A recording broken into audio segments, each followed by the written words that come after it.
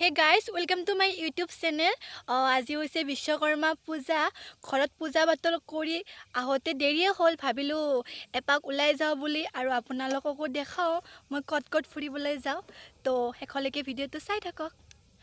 so এতিয়া ফটাফট যাব লাগে উঠিব লাগে আৰু যাব লাগে বল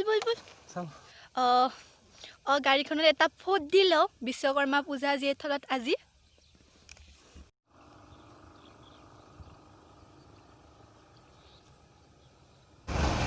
আজি আপোনালোকে কত ফুৰিলে ন প্লিজ মোক কমেন্ট কৰি জনাবচোন আপোনালোকে আজি কত ফুৰিবলৈ ওলাই গ'ল এই পথাৰৰ মাজত ঘৰটো কিয় বনাইছে আপোনালোকে জানেনে বাৰু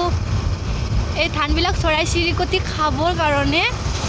তাত খেদিবৰ কাৰণে মানুহবিলাকে আহে আৰু থাকিও যায়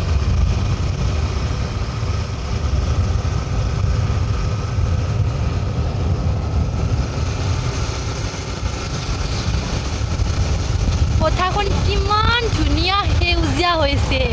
ওয়াও সেউজীয়া পথাৰ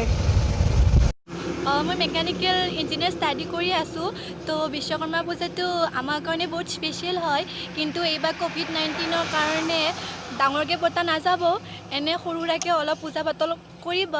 তো আপোনালোকক অলপমান কিছুমান মেচিন দেখাম আৰু ৱৰ্কশ্বপত কিছুমান মেচিন আছে আমাৰ কাৰণে বহুত স্পেচিয়েল হয় তো আপোনালোকক মেচিনবিলাক দেখাও আৰু আপোনালোকে চাই থাকিব এইটো কাটিং মেচিন হয় আৰু এইটো চেপাৰ মেচিন হয় বহুত অপাৰেশ্যন কৰা হয় ইয়াত কিবা কিবি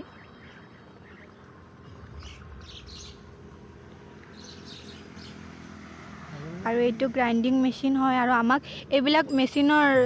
জনাৰ বহুত দৰকাৰ আৰু ইয়াত এইটোত ৱেল্ডিং কৰা হয় আৰু এইটো লেথ মেচিন হয় আৰু এইটো গ্ৰাইণ্ডিং মেচিন হয় আৰু এইটো মিলিং মেচিন হয় আৰু এইটো ড্ৰিলিং মেচিন হয়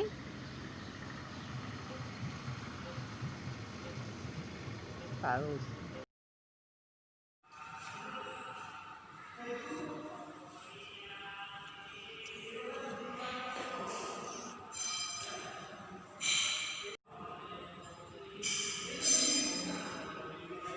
ভিডিওটো বেছি দীঘল নকৰিলোঁ